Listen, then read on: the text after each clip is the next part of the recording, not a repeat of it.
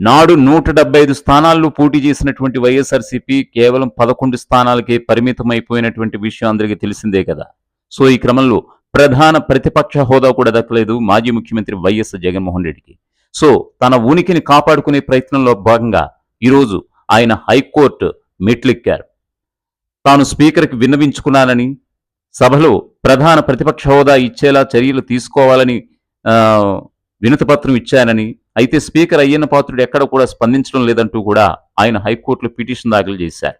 కనీసం మీరైనా సరే స్పీకర్ని ఆదేశించాలని ఆయన ఆ పిటిషన్లో పేర్కొన్నారు. ఈ విషయాలన్నీ పక్కన పెడితే 175 స్థానాల్లో 18 స్థానాలు వస్తేనే ప్రధాన ప్రతిపక్ష హోదా దక్కుతుందనేది రాజకీయ వర్గాలు అనుకుంటున్నటువంటి మాట. మరి 18 స్థానాలు కూడా రానటువంటి వైఎస్ జగన్మోహన్ రెడ్డి ఈ విధంగా ప్రయత్నాలు మొదలుపెట్టడం అంటే రాజకీయ వర్గాల్లో ఒకంత ఆసక్తిని, ఒకంత చర్చోపచర్చలకి దారితీసినట్లు